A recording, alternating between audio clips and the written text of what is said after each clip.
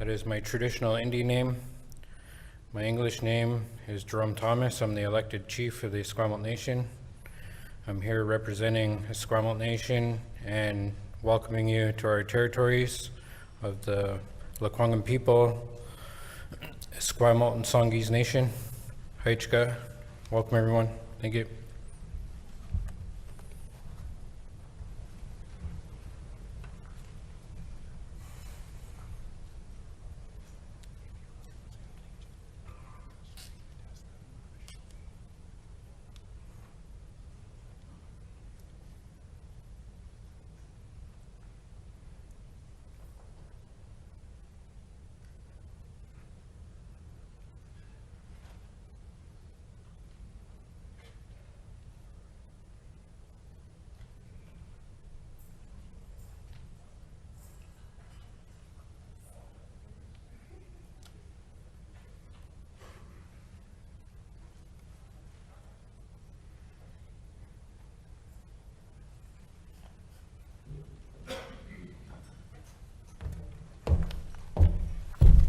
Good afternoon, everybody. It's great to see you all here.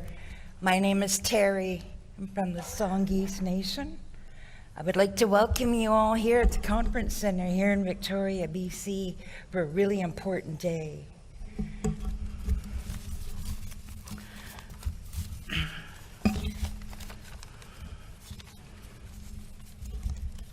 I squeecho, it's a Dutchie or Terry. My family and I would like to welcome each and every one of you here today. We're very excited and very proud to be a part of this event for today. There's a lot of big things going on, and I'm sorry, I'm just looking for what I wrote for, if you really want to know. There's been so much. My late mother was Janet Dick. Skip Dick and Butch Dick are my maternal uncles, who I not only love and admire, but have inspired me to start this journey that I am on. To all the relations that I see in the room, I would also like to say, E Qantas Kuna Lahela. On behalf of my family and myself, welcome here today. Welcome to the lands of Lekwungen people, lands of smoked herring. We are on the lands of Lekwungen people. We are a joint nation of Songhees and Esquimalt. We were one before treaties and borders. I would like to thank everybody that took part today to have this to happen. I am new at finding my voice, but I know this work needs to get done. Asiyam na chalacha, asadachi or Terry, cha ethlasan at Lekwungen, haichka kwansla etla, haichka kwansla techo at Alanuk at Lekwungen, haichka siyam. Enjoy the rest of the afternoon.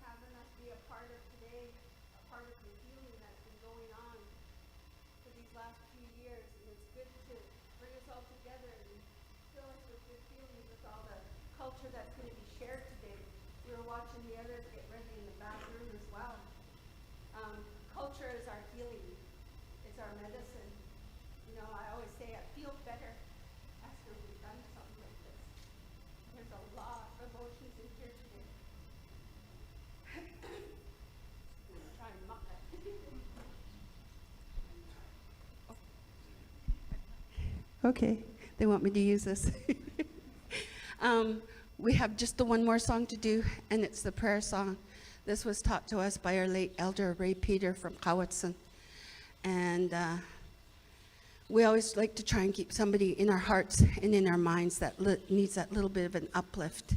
So if you have somebody that you want, think of them while we sing this song.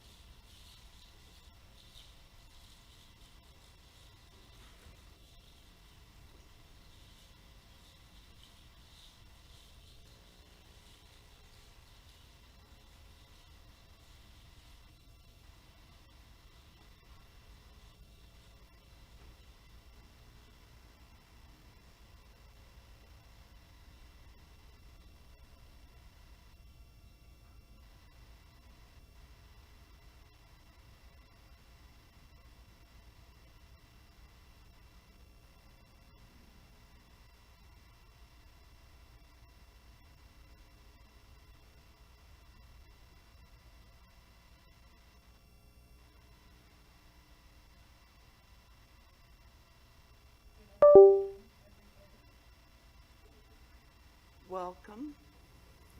Tamane lagafi, koyanako, taipquat kamadigirut uaptitning, tamaunga tungayok titluting uaptitning, koyanakon. I would like to welcome our hosts, thank the hosts that have taken very good care of us since we've been here. And I brought the medicines that were given to me yesterday.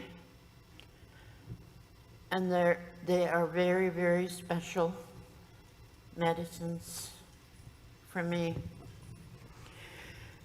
So my name is Martha Pete, and up until I was about 6 years old, I was Tutkanatjak. That was my name given to me at birth. Inuit were always given one name. My name was Tutkanatjak. My grandmother's name was Tutkanatjak. So Inuit naming system is passing down the names. So, and then the missionaries came, and we were required to have, they told us we had to have an English name. So my mom and dad chose the name Martha. And when I'm down here, down south, I'm known as Martha, but back home, it's either Tutkanatjak or Tutkak. So that's my name. And the day has arrived.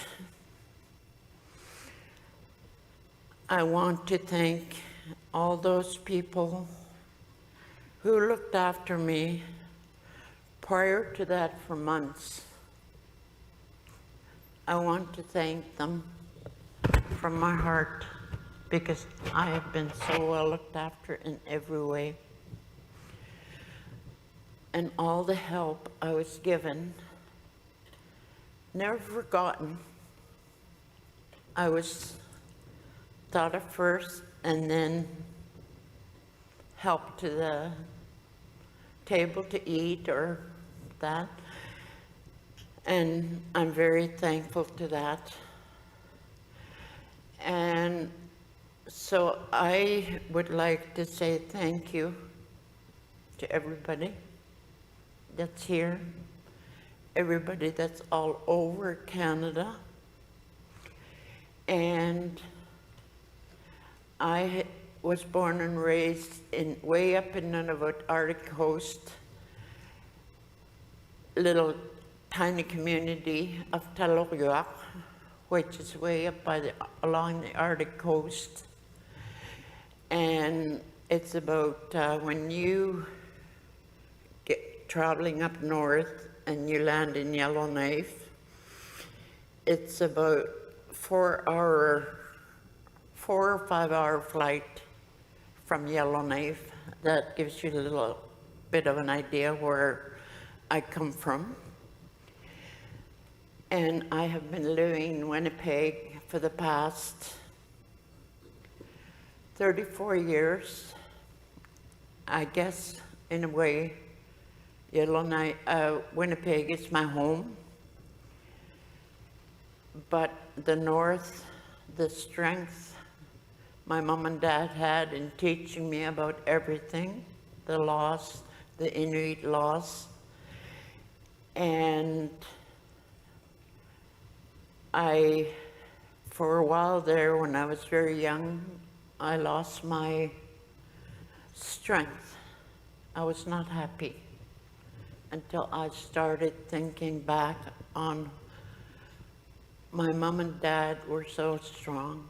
And then I realized that they gave me strength, my grandparents, my ancestors. So today I'm going to be lighting the kullik, which is a seal oil lamp. And for hundreds and hundreds of years before the people from overseas or south came up north, we relied on kullik for hundreds and hundreds of years. And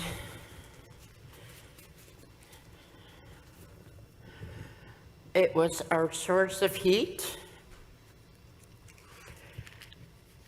our source of warmth in an igloo, in a snow house.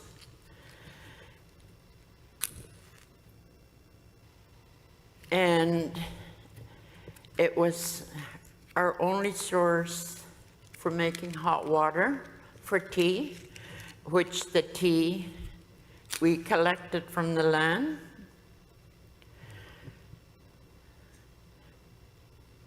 And drank it for tea.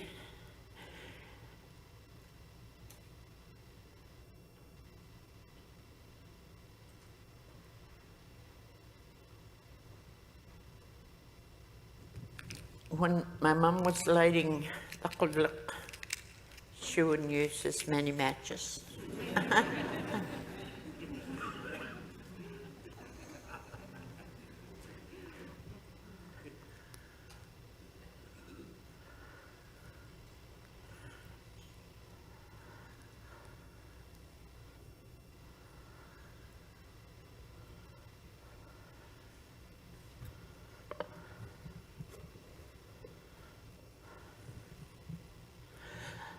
So I feel very strong about teaching about the kullik because we didn't rely on any southern products like for fuel or wick to use a kullik. Inuit are self-reliant, and the oil, the fuel for the kullik, which is in the soapstone, the men would make a kullik out of soapstone, and it's got a vessel. It's made from soapstone. And so this is the show size, the original size, the real kullik, not a showpiece that we use every day in the igloos, were about that wide. And so because for two reasons. I want the people who live down south, such as Winnipeg or all over, it doesn't usually burn this much, but because of the fan, it's kind of going all over. And the fuel comes from the seal blubber. It's about that thick, and my dad would cut them about so big, and we would use a rock to pound the seal blubber, and when we pound it, the fat, which is solid, but very oily, it turns into liquid when we pound it. So we put the liquid oil here, and when we do that, what's left over from what we pounded of a seal blubber, it is given to the husky dogs for food, strength. And so I like to teach Kullik. Maybe, who knows? We relied on this for hundreds and hundreds of years. And it's really important that it's still taught, because we don't know what's in the future for energy and that. But everything I'm using here is from the land. Way before the stores, way before people started traveling from the other side of the world, that we were using this. And so it's lit all the time. The flames are never off. My mom would burn just a little bit of the corner while we sleep in the igloo. And then in the morning, she fixed the flames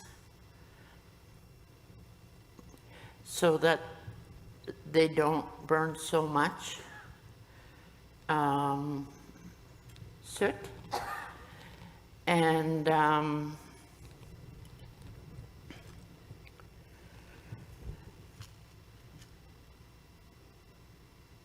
then she would put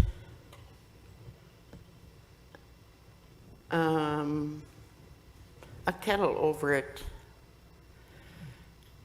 And then that heats up, we put our tea in there, and that's the first thing we eat in the morning.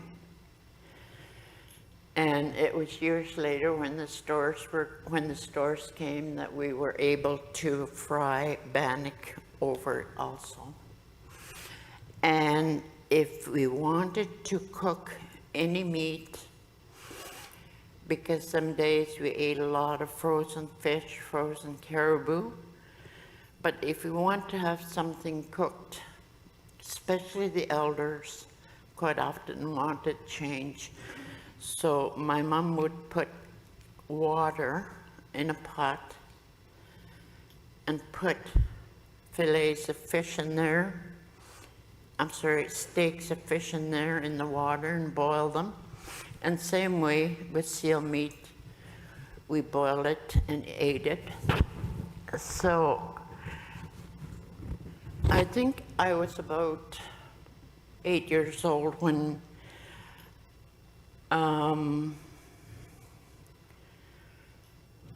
I first ate anything done in the oven. So everything I drank or ate was done, heated and cooked with a kullik. And the wick comes from Arctic cotton, and it grows all over the Arctic. Thank you. Thank you very much. And the wick, Arctic cotton, is a white cotton on a long stem, usually in the swampy areas or wet areas. And there's a cotton, white cotton, that grows on top of there. And it blooms in about August. It's ready for picking in August. So we pick the cotton, we leave the root in the water, pick the cotton, and we would collect lots, enough to last us a whole year. And if we run out, if other people run out, we share. Quite often, we run out, and we use other plants that could burn when saturated in oil. So I wanted to teach you today about our traditional way of life. And again, Thank you.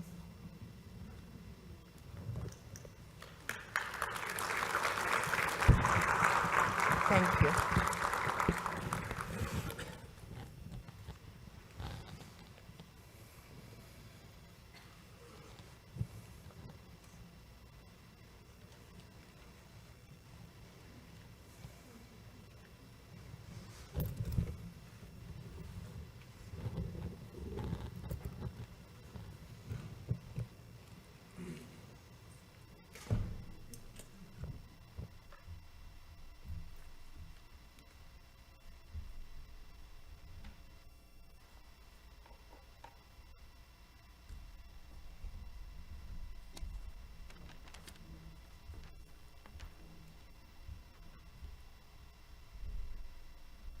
Good afternoon. Merci, gaitawak tamawak. Utagawigit sa sinuak. Iwisam goya ko tapiwitap goya ko. Iwas mina imias sige ko hewan magamamayatia kieno. Iwas mina kwes ni miuhti ni wisam gawian anos. Nista mina Kollegituhtiaan ugoguyo aya kargageyaatsak dal kolwista omina yutuitap mako yuwast ya tamiuichihtoya kasta tamiasin imiasa kewanma yuko aya utiuhtsinia saakta ohuhtsidia kautuhtiana ailla crossihkaatio imstuvusiimo Joka koesti miuhtinigi pivisamgawian. Ogok maskihkiuskuivat maskihkiui sinuakassa. Aja, tavitap mawao. Joka sitä ei muuta mahka. Kiwai. Uma, joka koes kauhtis paikka jahti. Joka angik le rouge. Le chef. La rivière. Red River, Métis. Kun enkin sinuak, kun tauista on johtohtiitsek, uuma Northwest, kai se hati, Saskatchewan vasta Manitoba, Alberta stemina. Kun mihtset mago, kun nega pihtovussa on suiti uikvuoktaskinau, muie kun tapui uikitsek. Kun vasta minä ja kun tuomago tohtia, kun mä kienoo, Mstehigi weiktajano. Jokuan mohtse kanssa tohtaatoja, kikoasti minä koesiigo, että mä mitsiä, kiksisikin pisuppikia kistano. Tapskuusenkin kausihtaatse kumaskisilla maana. Jokuasti immaklak minä manausi hioksi kuivak.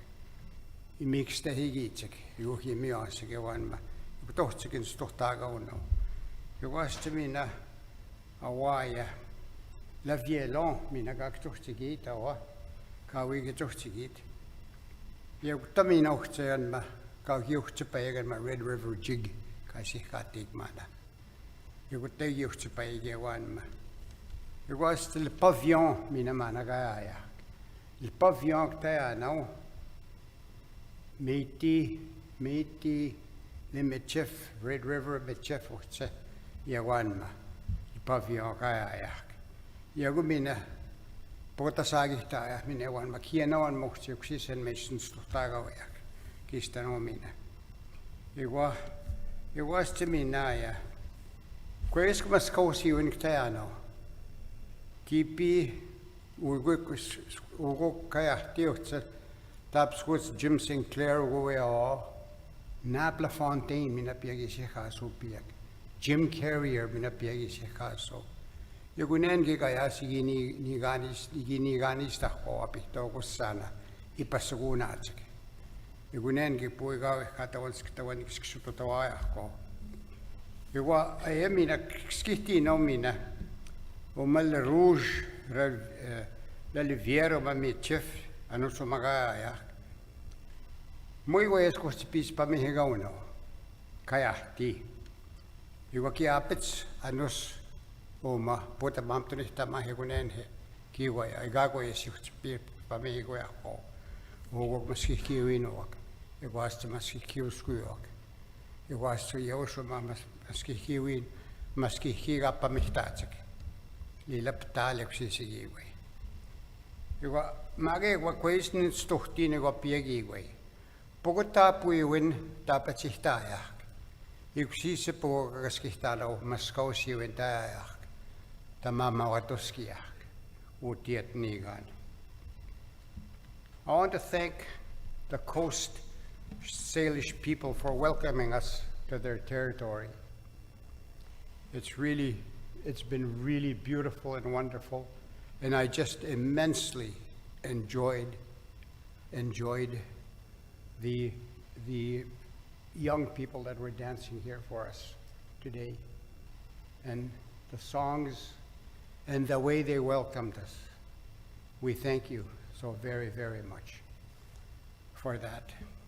And I want to welcome each and every one of you, of course. And it's important that we come together in a good way. We have to come together in a good way. That's very, very important. As some of the elders were talking this morning, one of the things that stuck out in my mind is life. Life is a journey. You can't go under it. You can't go on top of it. You can't go on the side of it. You just have to go right through it. It's a very important lesson. And I want to, it's really stuck out in my mind. And I want to welcome as well the Two-Spirit folks that are here and their family members as well. So I want to welcome each and every one of you. Some of them were around here earlier, and I talked to a few of them. In fact, I had lunch with a couple of them, I think. And I'm fortunate, I am very fortunate to be here today as a day school survivor amongst all the other survivors that are here. I am a Métis elder. I'm 84 years old. I was born in 1940, and I was raised by my grandparents. In the old days, the firstborn was always adopted by the grandparents. That's the way our tradition was. And but we lived really close together. My grandparents were just a couple of, maybe a block away or something like that. And it was kind of a thing that they did. There was no social services, there was no adoption agencies and all that kind of stuff. None of that mattered. We had our own ways, our own laws, and our own ways of doing things. And the reason they did that, of course, is their kids were all gone. They were kind of lonely, and they wanted a kid to raise. And those of us that were raised by our grandparents were very fortunate because we got a little bit spoiled. And I remember I had a little suitcase. If I didn't get my way at my grandparents, I'd move my suitcase over to my mom and dad's.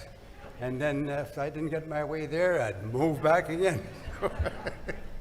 And that was kind of funny. Anyway, that's what happened, to me. But it's a great honor as well. I want to emphasize that very, very clearly here today. It's a great honor to ask me and guiding the Canadian Medical Association down the path of reconciliation with our people.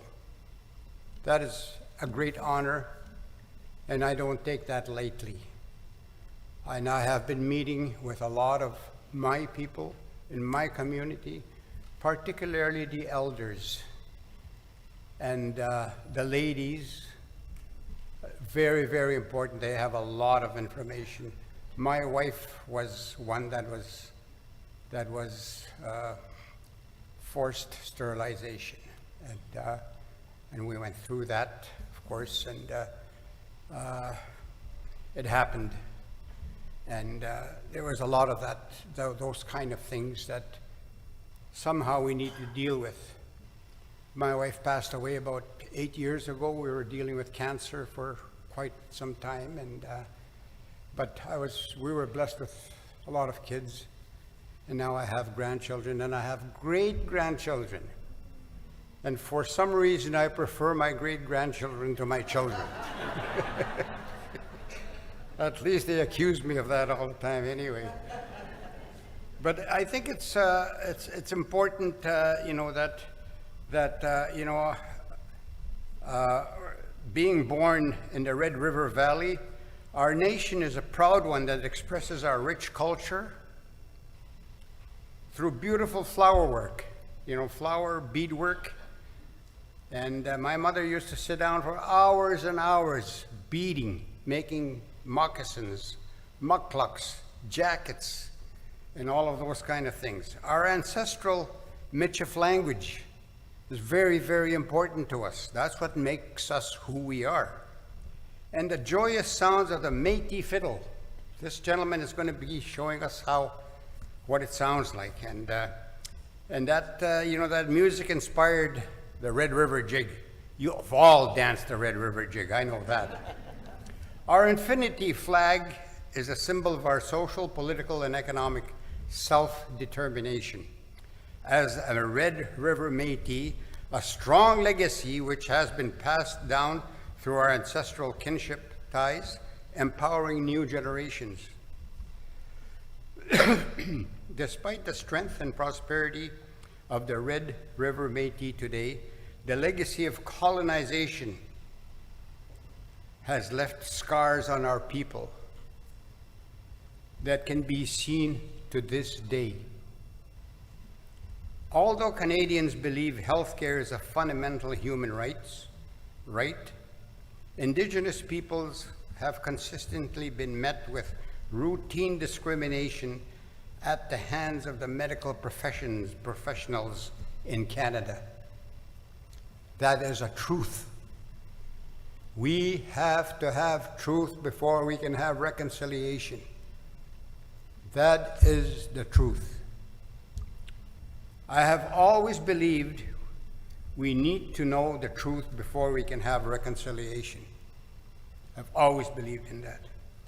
By issuing this formal apology, the Canadian Medical Association has taken the first steps in its commitment to seeking the truth.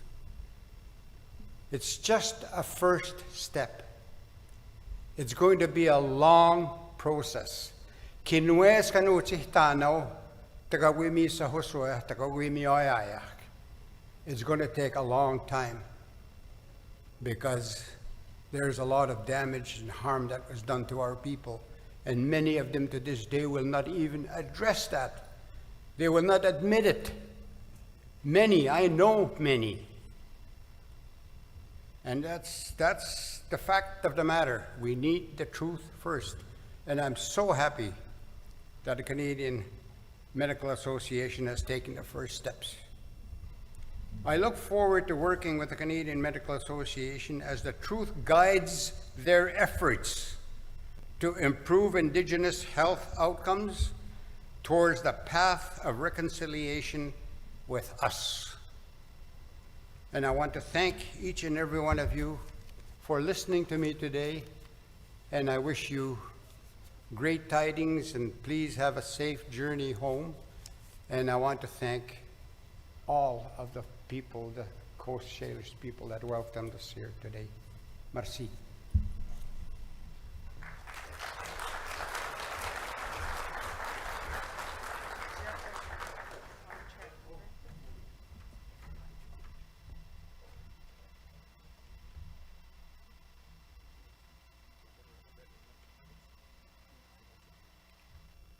And now it gives me a great honor and a pleasure to introduce a good friend of mine, Jason Lapine, and he's going to play us an example of why we are Métis. Thank you.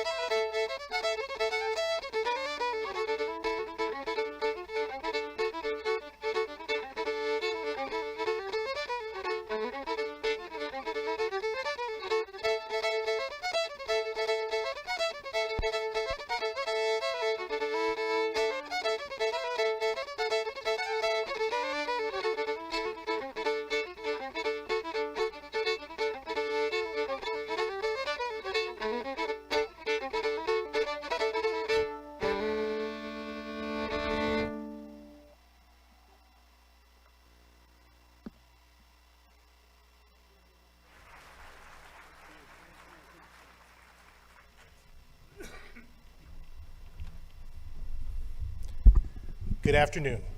I'm Dr. Alika LaFontaine. I'm Red River Métis and past president of the Canadian Medical Association from 2022 to 2023. As the first Indigenous physician to lead the association in 156 years, I have to say how powerful it is to have begun today in this way. Bon après midi, Alika LaFontaine, de shini kashun gi ni ta wakin, pi upikin, Regina, Saskatchewan, ni mushum Napoleon LaFontaine, ushji Lestock, Saskatchewan, ma prandi li fagnan li potra, pi denomi, en Dr. Nia dan Lenore di Alberta, Datushkan. Merci to the Lequin traditional dancers for your performance, and to Chief Jerome Thomas from Esquimalt Nation for your generous welcome. We are grateful for the space you've made for us on your territory and for your generous welcome. Today, as the Canadian Medical Association takes this important step forward, we also have a special thank you to Elders Martha Peet and Jimmy DeRocher for helping guide the CMA on its journey of reconciliation and for your support as we continue this journey. Thank you to Jason Lapine for your inspired fiddle playing. We also want to thank everyone who traveled here today to witness the CMA's journey of reconciliation. We also know there are many joining us via live stream, and we welcome you as well. Whether you are here in person or online, you are the most important part of today. I'd like to take this moment to acknowledge all survivors, whether in this room or online. I'd now like to ask my CMA colleagues, Drs. Joss Reimer, Paula Cashin, and Santana Hernandez, to join me on stage. In our roles, we all participate in the highest levels of leadership at the Canadian Medical Association. I am proud to call them friends and colleagues, and they'll take this moment to introduce themselves.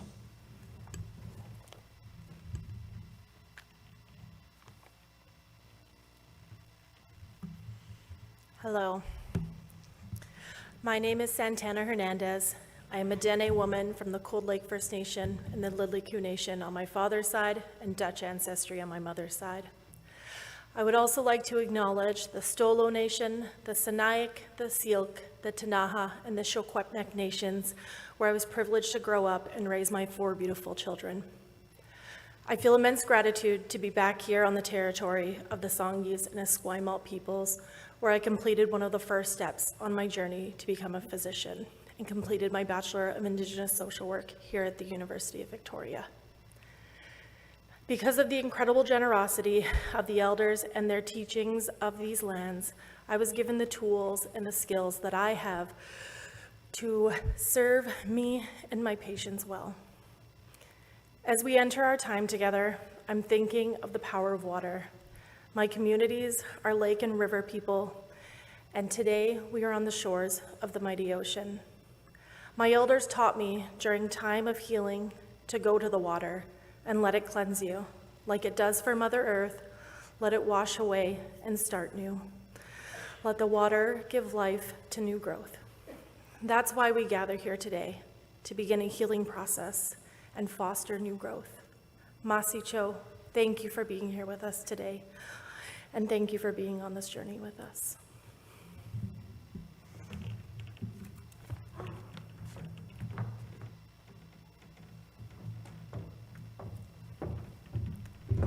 Good afternoon. My name is Paula Cashin. I'm a Mi'kmaq physician from Newfoundland and a member of the Halibut Mi'kmaq First Nation. I'm a proud descendant of Matty Mitchell, a well-known Mi'kmaq chief and prospector. His incredible knowledge of the land and waterways made significant contributions to the development of the Newfoundland economy and culture. In 2001, he was recognized as a person of national historic significance. His legacy lives on, and I am incredibly fortunate to be part of a family and Mi'kmaq community that carved paths for many generations. Likewise, it is an honor to be here today as we carve a path towards wellness for Indigenous peoples, a path that is being co-created by the CMA and Indigenous leaders, experts, elders, and knowledge keepers from coast to coast to coast.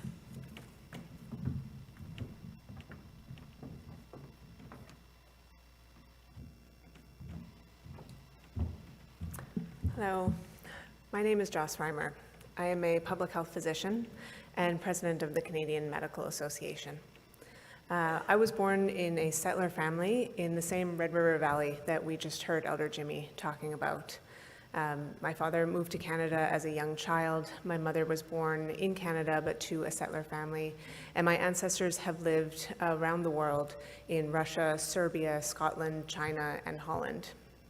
Myself, I have lived in Vancouver, Hamilton, Calgary, Switzerland, Costa Rica, and Ecuador, but today I live in Winnipeg, the original lands of the Anishinaabe, the Aniniwak, the Ansininiwak, the Dakota Ayate, and the Dene people, as well as we just heard, the homeland of the Red River Métis. I am so thankful to those Indigenous peoples who have been the caretakers and have welcomed me and my family to be able to live, work, and play in those lands. And today I'm particularly thankful to all of the elders, the knowledge keepers, the Indigenous experts, community members, survivors, and my colleagues who have joined us today and who have supported the CMA to take this step in a good way.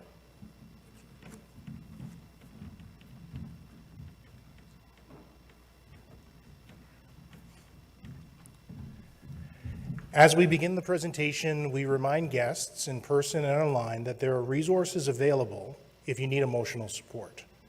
In the room with us, we have mental health and cultural workers from Sao Tun Leilam Society who will be offering counseling, brushing, and smudging throughout the day. This morning, we lit a sacred fire at Mungo Martin House that will continue to burn until the end of the day. For those of you watching online, there are national wellness resources available in the YouTube description. We will now begin the apology presentation. The CMA is one of the oldest institutions in Canada.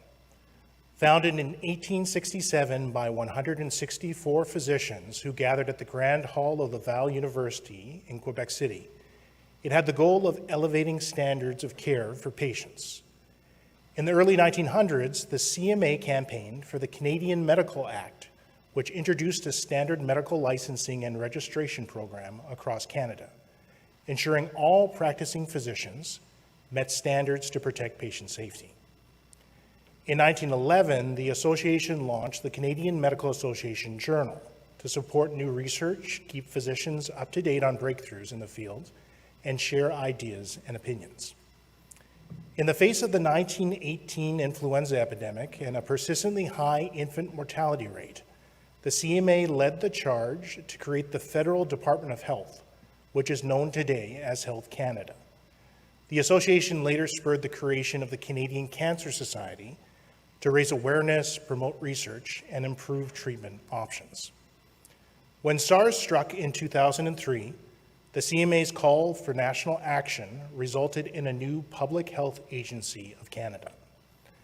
Like most Canadian institutions, the CMA has played a role in Canada's history of racism, discrimination, and segregation of Indigenous peoples. Today, the CMA is taking an important step in its reconciliation journey with Indigenous peoples. After years of internal work, the CMA is sharing and owning its history. We recognize this apology may reopen wounds and re-traumatize First Nation, Inuit, and Métis individuals, families, and communities who have and continue to experience harms in Canada's healthcare system. In Indigenous health, there are First Nations, Inuit, and Métis patients, families, and communities who govern and guide health systems in partnership with Indigenous healthcare providers, both traditional and non-traditional. On the other side are tables of decision makers, academics, policymakers, and advocacy organizations where Indigenous voices may be tokenized or absent. We need bridge builders to close the distance between these two sides, a role that I and other Indigenous leaders see taking on in this reconciliation process. While Paula, Santana, and I don't take on the CMA's history in the same way as our non-Indigenous colleagues, it is necessary that we stand alongside them so our organization walks the path of reconciliation in a good way and gets things right. There is a lesson in reconciliation I've observed since the release of the Truth and Reconciliation Commission of Canada's final report in 2015. In these two-sided relationships, the weight of history needs to be shared.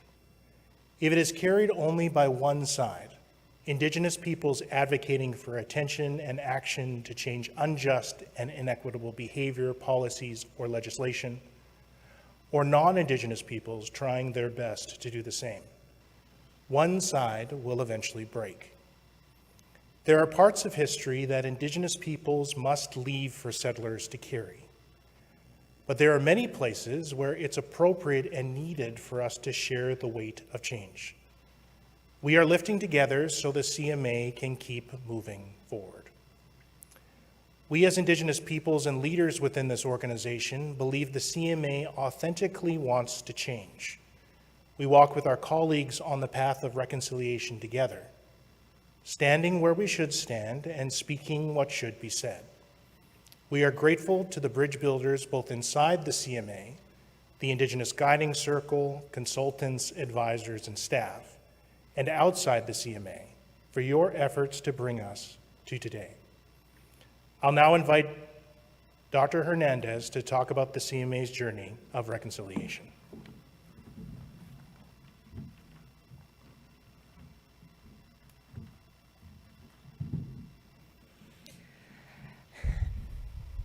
The CMA has never been the owner or operator of any provincial, territorial, or federal healthcare system.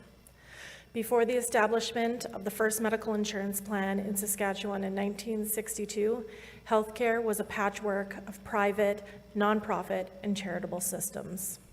However, physicians working within those health systems held great power, and they continue to do so today in Canada's healthcare system.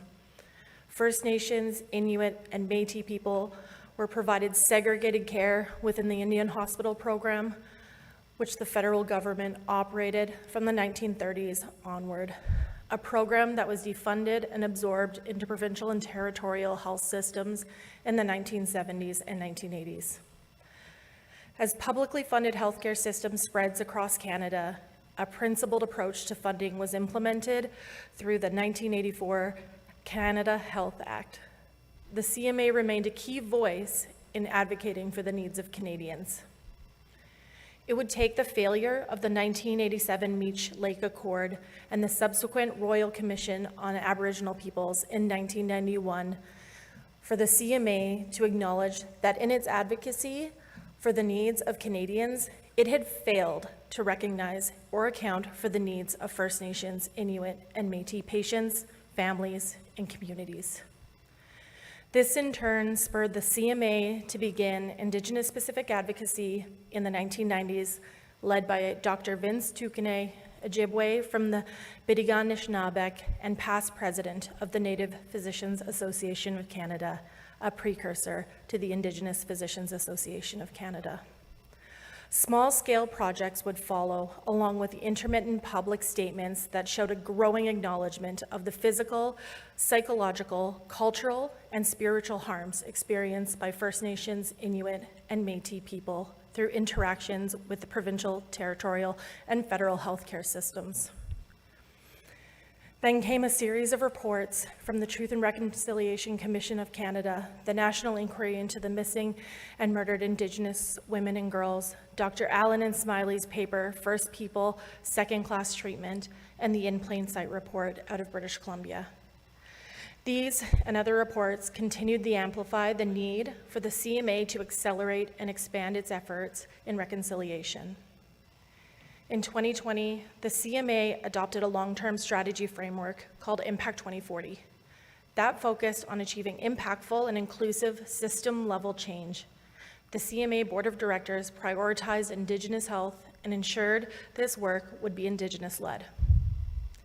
In 2022, the CMA invited First Nation, Inuit, and Métis elders, knowledge keepers, and experts to guide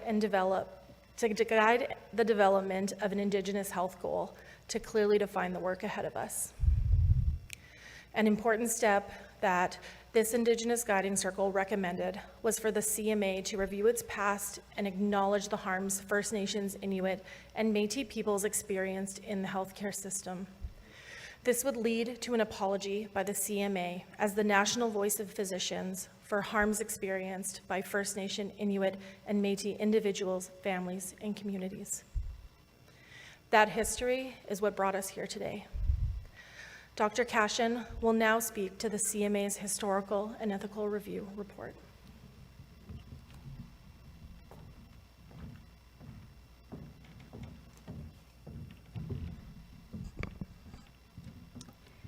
In preparation for this apology, the CMA underwent a multi-year process to review its archives, social media accounts, parliamentary debates, and committee records. An ethic review of these records was completed on the basis of the CMA Code of Ethics and Professionalism and other key codes and norms that outline the ethical and professional commitments and responsibilities of the medical profession.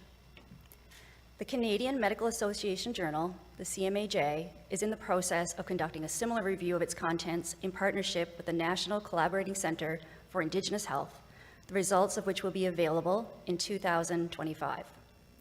The historical review revealed that the CMA contributed to systemically embedding and upholding anti-Indigenous racism in healthcare, thus creating an unsafe environment for Indigenous peoples, patients, and communities. Specific examples of the harms the medical system caused Indigenous peoples include the following. The Indian hospital system embedded systemic racism and discrimination in the Canadian health system by fostering racial segregation and conditions where Indigenous patients received substandard and unsafe care. Patients were subjected to abuse, experimental treatments, and forced and coerced sterilization. Although most Indian hospitals are now closed, the country is still in the process of moving away from the segregated, racist healthcare model that the Indian hospital system perpetuated to one where Indigenous peoples have self-determination over their health and health care. Medical experimentation was conducted on Indigenous children in residential schools, including studying the effects of malnourishment and withholding necessary care. Medical experimentation was conducted on Indigenous adults, including studying the effects of nutritional interventions and testing experimental tuberculosis vaccines and treatments. We still do not know the full extent of medical experimentation on Indigenous children or adults. Inuit were forced to relocate to tuberculosis sanatoriums far from their homes, without community support, without their informed consent, and against their wishes. Many patients died, and their remains were never returned home. Indigenous women, some men, and Two-Spirit people underwent forced and coerced sterilization outside the Indian hospital system. Some reports suggest that this has happened as recently as 2019. There has been a lack of sustained, meaningful commitment by the medical system to advance the health of Indigenous women, men, and Two-Spirit people, and this has led to ineffective advocacy and work. The medical system has a history of exhibiting and accepting racist, colonial, and paternalistic attitudes towards Indigenous peoples. Many Indigenous peoples suffered mistreatment and lack of care. In many cases, this led to ongoing health issues and death. The CMA also fell short of ethical norms and standards of the medical profession. For example, it had a duty to use its privileged position and voice as a healthcare leader in Canada to report circumstances preventing physicians from providing the highest standard of care. The CMA failed to do this for residential schools and Indian hospitals, and we did not address the countless barriers that Indigenous peoples experience in accessing healthcare. The CMA had a fundamental ethical obligation to put the well-being and welfare of the patient over physicians' interests. A key example of the CMA's failure in this regard was its focus on physician financial compensation over care provided to Indigenous peoples in the first half of the 20th century. The CMA failed to educate or inform itself about the realities and rights of Indigenous peoples living in Canada, even when advocates made efforts to draw attention to the deplorable treatment of First Nations, Inuit, and Métis peoples in health systems and residential schools. The CMA also acknowledges that harm to First Nations, Inuit, and Métis peoples continues.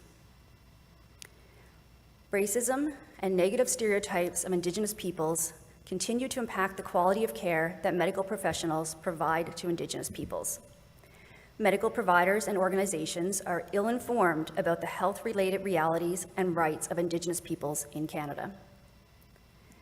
Medical providers and organizations have yet to fully recognize, respect, and honor Indigenous knowledge-led solutions to support Indigenous perspectives in health, including Indigenous wellness and healing practices. Medical providers and organizations fail to listen, support, and amplify the voices of Indigenous peoples and providers. There is still limited and/or complete lack of access to healthcare services, particularly for Indigenous peoples living in rural, remote, and northern communities. Indigenous peoples continue to experience profound harm and vast intergenerational impacts as a result of the 60 Scoop, which saw many thousands of Indigenous children and youth forcibly removed from hospitals and their families, cultures, and communities, and they were placed in non-Indigenous foster or adoptive homes in Canada and around the world. Some medical providers and organizations were responsible for or complicit in these abductions and continue to play a role in ongoing child apprehension practices, such as birth alerts. Systemic racism in the medical field has contributed to the mistrust of the profession that leads to serious health concerns going undiagnosed or without proper treatment. Systemic barriers continue to prevent Indigenous peoples from gaining access to medical training, resulting in their continued underrepresentation in the medical profession. Healthcare in this country is provided in a complex web of local, provincial, territorial, and federal systems. Today, we are speaking the CMA's truth as we know it, but there are many other histories and truths in healthcare that must be explored. Other harms must be acknowledged. We at the CMA will own and continue to build on our understanding of the organization's history, and moving forward, we commit to doing our part to create a better future. We call on all our healthcare partners to do the same. In 2001, the Canadian Medical Association released a 5-part documentary called The Unforgotten, where survivors shared some of the harms that First Nations, Inuit, and Métis peoples have experienced in the healthcare system. 2 of those brave and generous voices are here with us today, Morningstar Mercredi and Karen Blondin Hall. We thank you for being here. I invite you to bring attention to the screens for the story of the late Sonny MacDonald.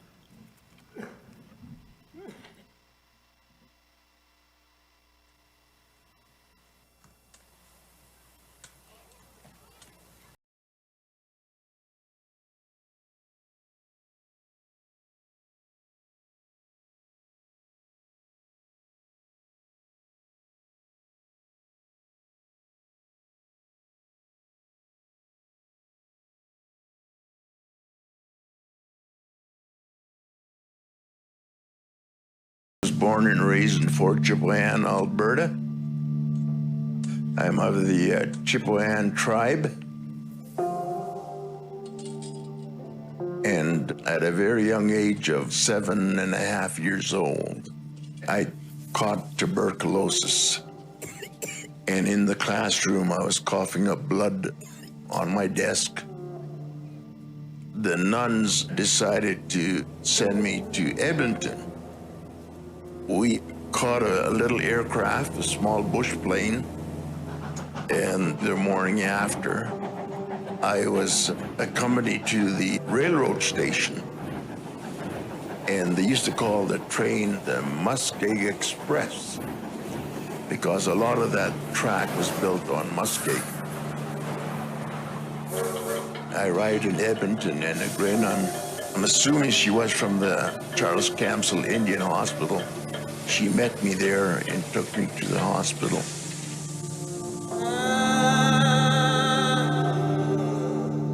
And about 2 days later, I got surgery, and they removed the upper lobe of my right lung. And after the surgery, I was walking around visiting, and like a young lad that I was curious about life and everything else, they took it upon themselves, the staff, I don't know who or what, that they should take my pajama bottoms off to prevent me from walking around and going to visiting and everything else. I still used to go run around bare butt and visiting. And one day they came and they said, we're going to put some casts on you. They didn't tell me why or what for. They put a cast just below my knee to just above my ankle on both legs. And they put a bar across about 6 inches apart that prevented me from walking. And that's what I was put in this little room, approximately 10 by 10. There was no window. There's the end of the hallway. I was just like a prisoner, no word of a lie, just the way I was treated. And in order for me to go to the toilet, I had to go hop in such a manner like a penguin to go to the bathroom. And on a few occasions, there was an orderly, and he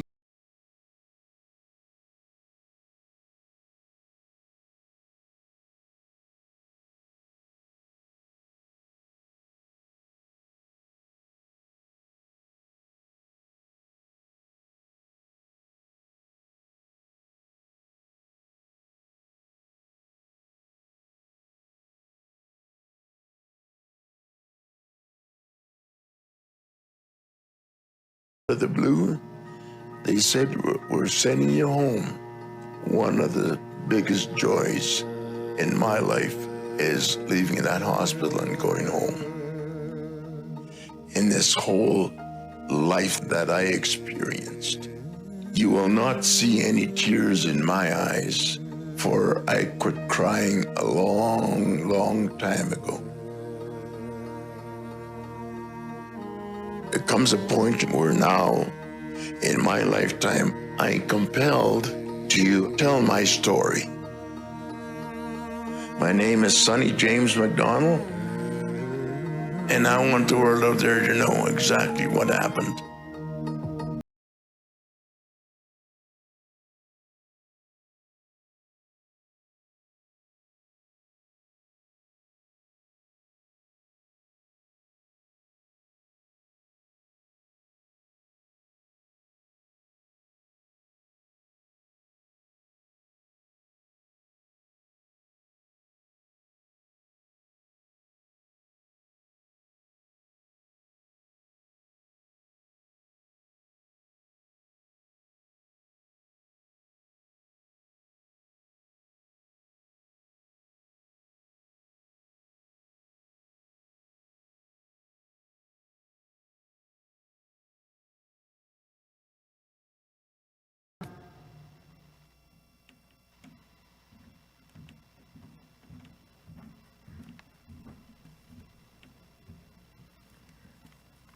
The Canadian Medical Association is deeply sorry for the harms First Nations, Inuit and Métis peoples have experienced and continue to experience in the Canadian health system. The racism and discrimination that Indigenous peoples and healthcare providers face is deplorable, and we are deeply ashamed.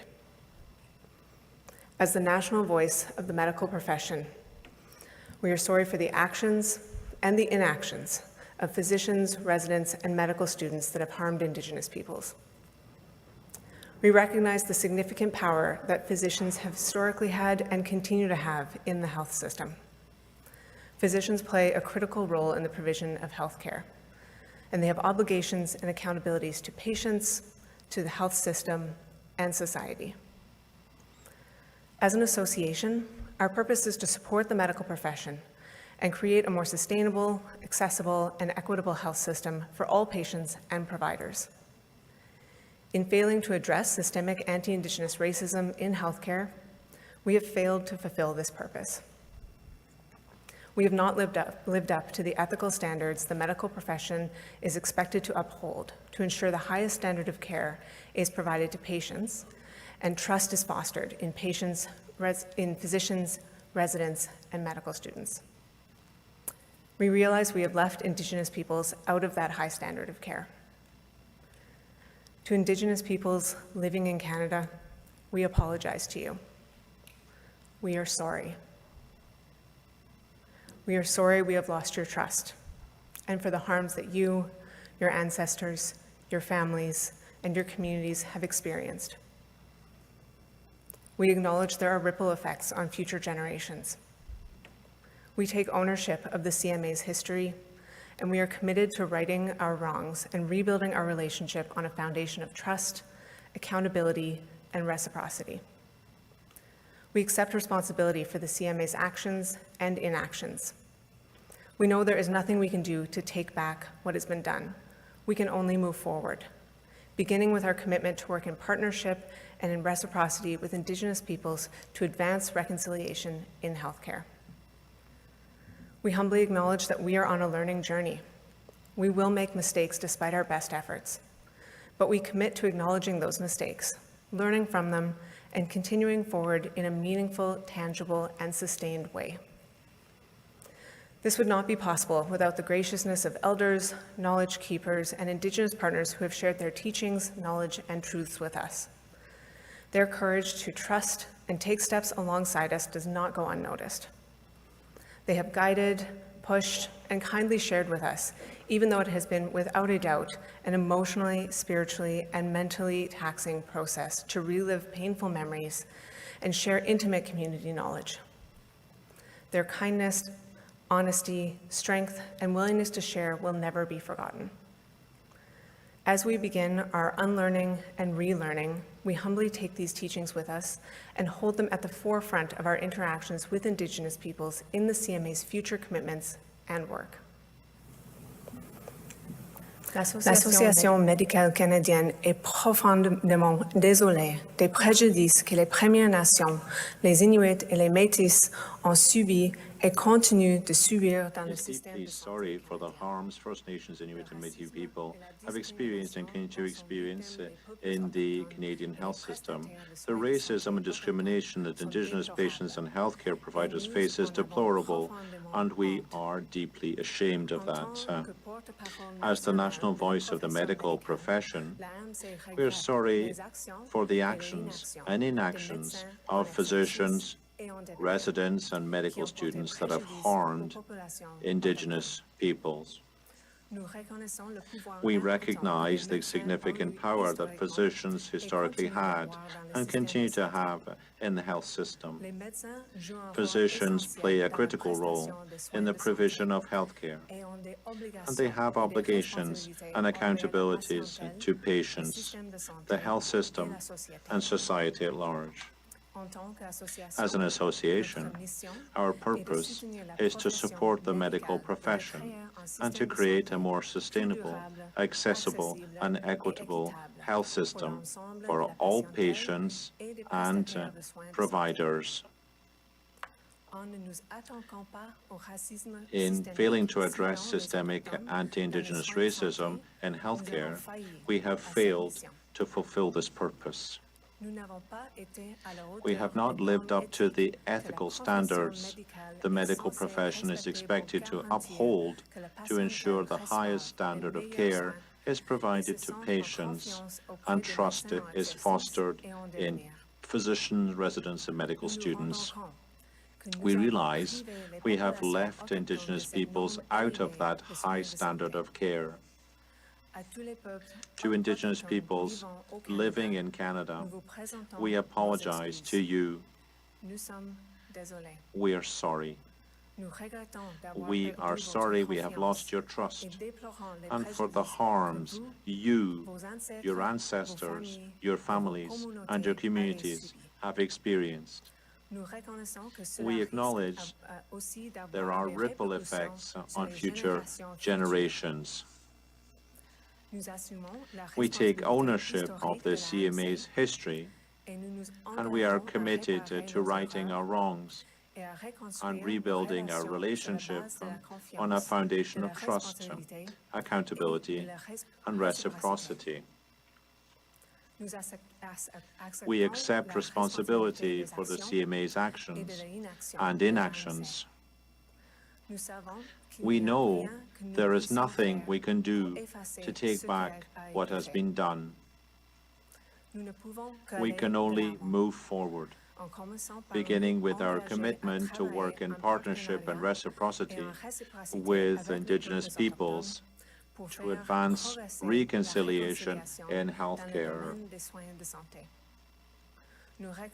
We humbly acknowledge that we are on a learning journey.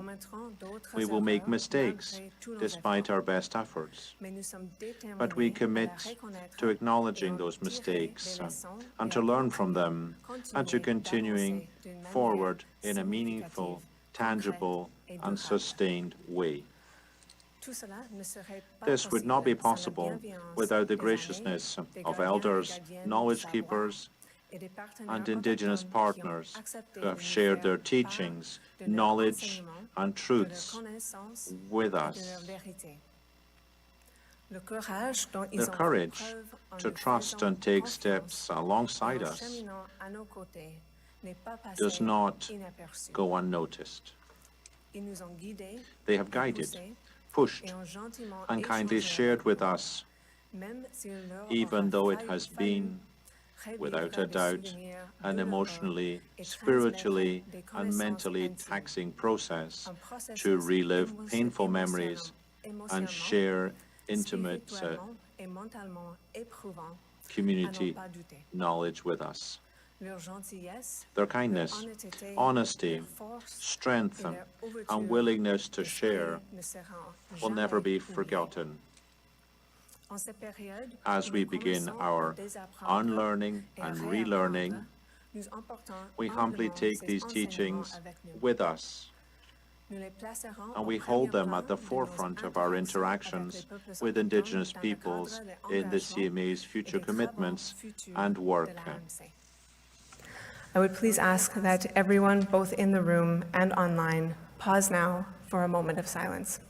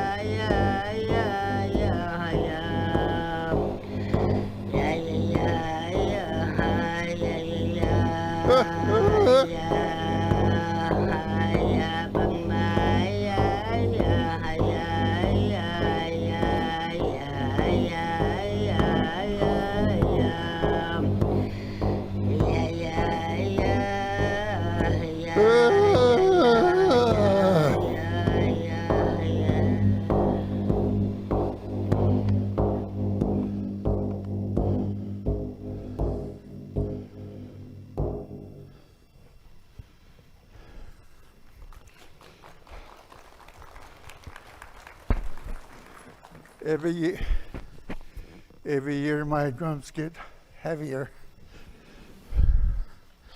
My name is David Hikwak. David Hikwak ngayon. Mumang ayoko nilawak nung tawag ng ng milo at atam milo. Ayam yung katitin nilo. I learned basic drumming of the art of drumming from my late parents, Mickey and Kaho. It seems like I heard the sounds of drums and chants of the songs or beat even before I was born. But between the young mute, the inland people were my group that sort of live in the vicinity of Anada Lake, which sits right in a tree line, trees, tundra. Long before my time, history tells me there were hundreds. By the time 30s and 40s and 50s, there were less than 100 people. But between 1949 and 1959, that little group of inland people, something terrible happened. They were moved to west coast of Hudson Bay, to Kivalliq region, to Alphabet, or Eskimo Point at the time, Rankin, Baker Lake. In a short stay in Eskimo Point, Alphabet today, we were just getting used to living in the coast. We don't even know the ocean is full of salt. It goes out, come back, and it has strange animals. We don't know all that. After we are settled of all the things that happened to us, after all the investigations are done, it was time to meet our fellow Inuit of Alphabet or Eskimo Point at the time. There was a big drum dance in one of the Badlang tents. Both Ayang Mute and Badlang Mute were drum dancing. It was normal, just like any drum dance. Midway through the evening, something unnatural happened. My father was drum dancing.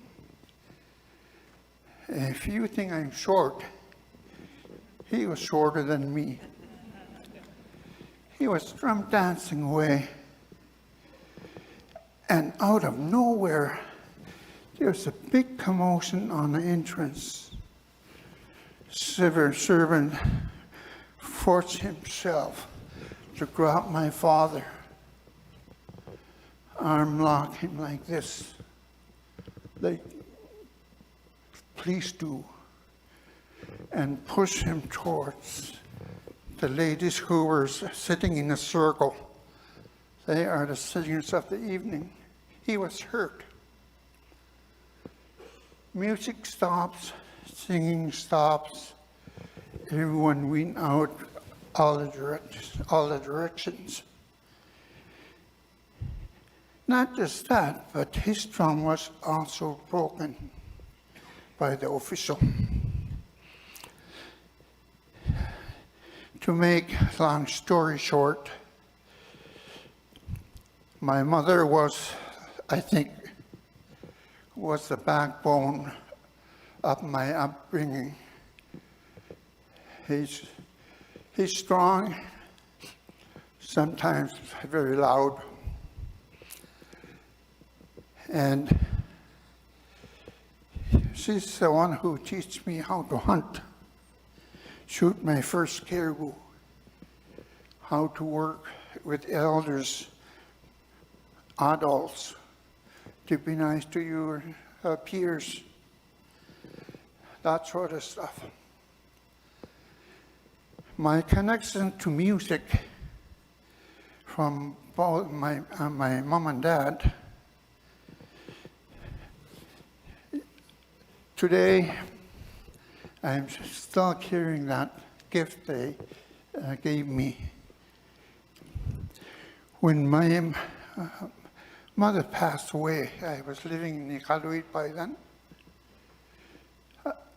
Officials called me that you have to come right now, today if you can.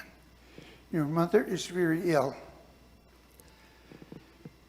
By the end of the day, she was now in Winnipeg.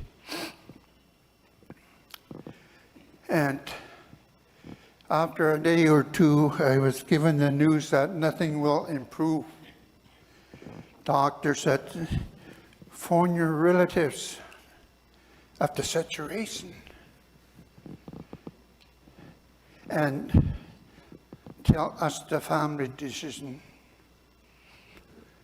After talking to my late brother Silas Ilangayo and Uncle Casimir Nadasung, they all know my mother was full of life. She talked, made friends. She just everyone's favorite person. She won't want to live in bed with wires and tubes all her life. So family decision was to turn off the life support system, which I passed on to the doctor. I accompanied her for the funeral to Akviet, and it was at Anglican Church at the end of the funeral service. Three or four of her longtime friends whispered to me, "Do you want to drum dance at our house tonight?" I almost said no, but I said, yes, I will be there. The night came, there was my uncle, Kashmir, my brother Silas, and me and her friends with caribou tea. And it was time to drum dance. My aunt could drum dance first, and then my late brother drum danced too. And it was my turn to drum dance. I was still reluctant. I know I will at least drum dance to maybe one song, but I remember there were 2 songs. I was just ready to drum dance, and her friends started to sing for me. I remember the beginning of the drum dance, still very sad. Why am I drum dancing? We just buried my mother today. While I was drumming, I was so focused on their singing and my drumming. And those 2 songs I hear all the time growing up. Now I'm dancing to them on my mother's funeral. By the time I put down the drum, all that feeling was gone. It's like having a strong medicine that takes effect right away. It was that kind of feeling. I told myself silently that evening, I will pass on their love of drumming and singing until I couldn't drum dance anymore. So today, my 6 grandchildren are quite good drummers and good drumming partners on stage. So I just want to share that. And I like to end by just saying that during my upbringing, I always thought that Inuit language and drumming would never die. All these masters of drum making, drum dancing, composing songs, and singing, they have gone away, passed on. And learning the drum is easy.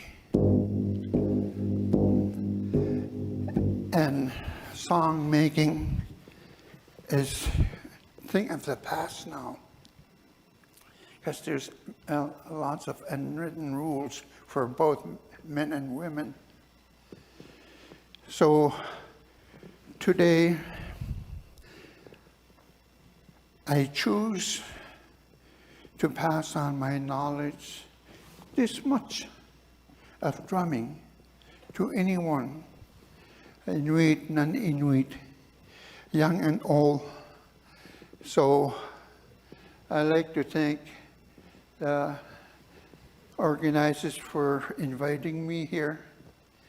I hope some of you learn drumming and pass it on to someone near you. Thank you. Matna.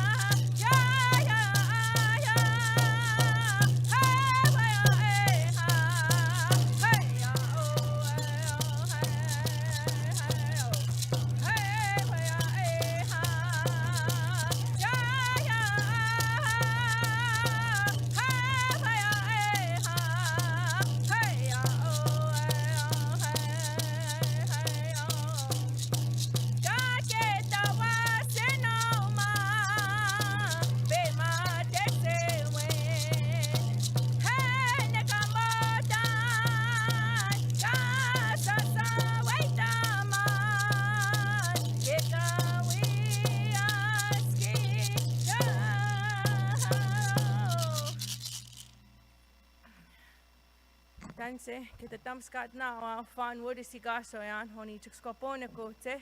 Ne me wait in a ki tu te anuta, hekwan ne me wait in a wapata maukaki, o I see no wakuta. First of all, I just want to greet you all in my language, the Plains Cree language. My name is Fawn Wood, and I come to you from the Satellite Cree Nation in Treaty 6 territory of Alberta, Canada.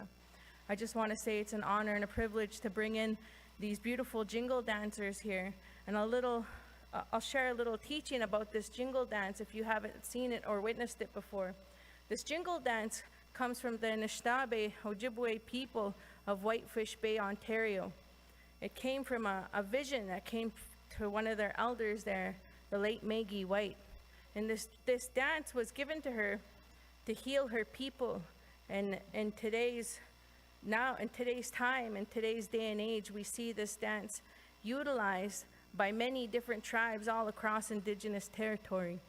It's a beautiful way, and the power of this dance is rooted in prayer, and it's rooted in the matriarchal energy that we have in our communities. And we want to offer this dance, this next song for you guys, as a way of uplifting you all today, and a way of sending back some of that mio matsu and that bei matsu and that good energy and that life back to each and every one of your communities and all of the communities that you will be in touch with, and the communities that the work you do will affect like that. And we just want to say ai hai gananaskumt now. At this time, we want to share a sidestep song with you all.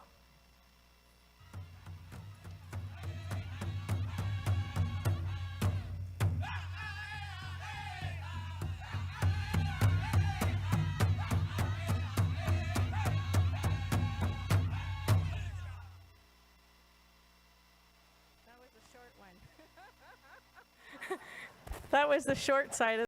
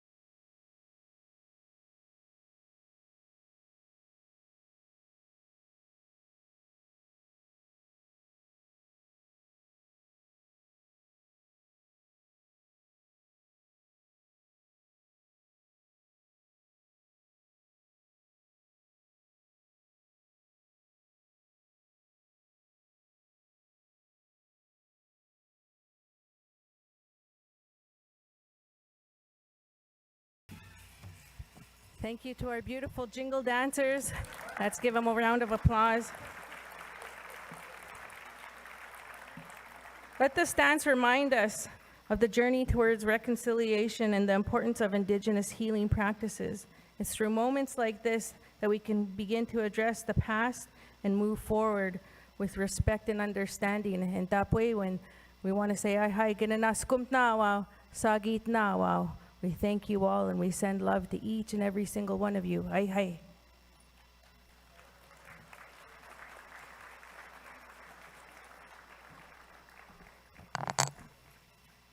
Marcy to all the performers. Inuit drummer, Elder David Sequak, hand drummer, Fawn Wood, along with dancers, Dr. Lisa Monkman, Shanley Spence, Cindy Jim, and Gail Pruden.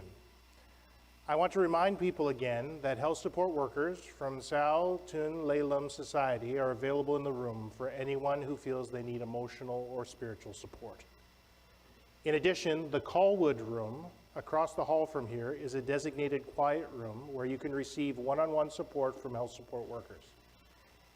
There is also a dedicated health and wellness team present at Mungo Martin House all day. The sacred fire lit this morning will continue to offer a space for reflection, healing, and connection throughout the day.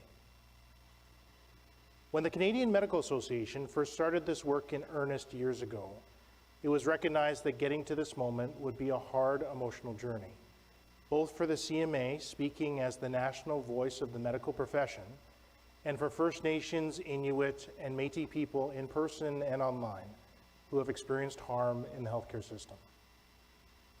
As our president, Jost Reimer, has said, it's hard to witness someone else's pain knowing that we've had a role to play in it, directly or otherwise. A residential school survivor once told me that the reason why survivors don't share their pain is not because they don't want to. It's because they don't believe people are ready to receive it. They are afraid that in sharing, they will experience further harm. So they keep those stories close to them, often reliving those moments alone. What I feel in this moment today is not isolation. I feel solidarity, I feel empathy. I feel hope that things can be different. I believe that feeling not only fills this room, but reaches online to viewers who are experiencing this moment with us. As a child, my mom would always accept my apologies with the same response. Sorry means stop. How do we stop and mitigate the harms that First Nations, Inuit, and Métis peoples have experienced and continue to experience in the healthcare system? To be truly meaningful, an apology must be accompanied by impactful, sustained action. As an organization and the national voice of the medical profession, we acknowledge that there is a lot of heavy work ahead of us. Most importantly, the CMA recognizes that any actions done to advance reconciliation must be done in partnership and reciprocity with Indigenous peoples. The CMA's Indigenous Guiding Circle has developed an Indigenous health goal that serves as our North Star, guiding us in our reconciliation journey as we continue to build and strengthen relationships with Indigenous organizations, communities, and other willing partners in this work.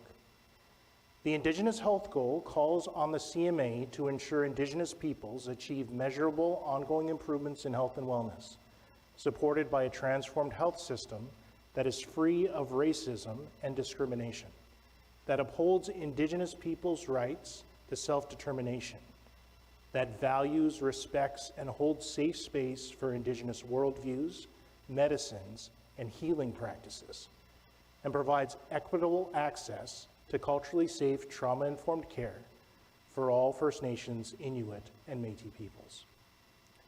The CMA pledges to act against anti-Indigenous racism in healthcare and support the medical profession in addressing acts of racism against First Nation, Inuit, and Métis patients and providers. We will recognize and challenge behaviors, practices, and conditions that hinder the healing, health, and well-being of Indigenous peoples. We strongly support the adoption of Joyce's principle, which aims to guarantee all Indigenous people the right of equitable access without any discrimination to all social and health services, and the right to enjoy the best physical, emotional, and spiritual health. We commit to working in partnership and reciprocity with Indigenous people to create and implement a reconciliation plan that will continue to evolve as we move through this journey together. We have taken other key steps in this direction and will continue to build on this foundation. The CMA will continue to support Indigenous-led organizations and actively work to strengthen existing and new relationships. The CMA will continue to support the Indigenous Guiding Circle, an important space within the CMA where First Nations, Inuit, and Métis peoples inform the CMA's work in Indigenous-specific healthcare and its connections with the broader healthcare system. The CMA will continue to engage with Indigenous peoples, organizations, and communities to expand our understanding of past and current harms and inform our future actions. The CMA will encourage and support other health system partners to reveal their own history and begin their reconciliation work. Our ongoing commitment to meaningful reconciliation will focus on 3 areas. The first is advancing the health of Indigenous peoples. We will continue to co-create and implement initiatives in partnership with the Indigenous Guiding Circle and Indigenous partners to advance more equitable health and allyship with First Nations, Inuit, and Métis peoples. The second is supporting physicians' journeys to truth and reconciliation. We will review our Code of Ethics and Professionalism, a foundational document for ethical practice in Canada, with the goal of strengthening provisions related to racism and discrimination. We will support initiatives designed to spark and sustain reconciliation efforts, increasing the recruitment and retention of Indigenous medical students, residents, and physicians, and eliminate anti-Indigenous racism in the health education system. We will support our partners in walking their own paths of reconciliation and creating spaces where First Nations, Inuit, and Métis peoples and communities are engaged and welcomed. The third is promoting internal reconciliation for CMA employees and leadership. We will continue to build on current Indigenous representation across all parts and at all levels of our organization. We will continue to review our policies, systems, and processes to support a culture of ongoing truth and reconciliation. We will foster a deeper understanding within our organization of Indigenous peoples' rights as identified in international law, constitutional law, and treaties. Moving forward, we recognize that First Nations, Inuit, and Métis peoples are the experts on their own experience. We affirm Indigenous knowledge, seek to support Indigenous cultures and communities, and recognize and honor that Indigenous peoples' approaches to healing, health, and wellness have existed and flourished since time immemorial. Any actions the CMA takes to advance the health of Indigenous people will be Indigenous-led, guided and designed in a relational, reciprocal, and accountable way. Reconciliation always involves 2 sides. Through apology and action, we can close the distance between us and join hands to find a shared way forward. At the end of the presentation of this apology, we turn the first page of a new chapter in the CMA's history. It's a chapter that we hope First Nations, Inuit, and Métis peoples can write with us together as we work towards a health system that provides you with the right care at the right time, in the right place, in a good way. I'd like to welcome Elder Mel Hardy, Yaquap Lutin, and Elder Terry Barnhart to the stage now for the gifting of the medicine bundle. Yaquap Lutin will be performing a prayer song. I would like to remind the media and those in this room that this is a sacred song. We ask you to refrain from recording, and we will be temporarily cutting audio from the live feed. Elder Mel.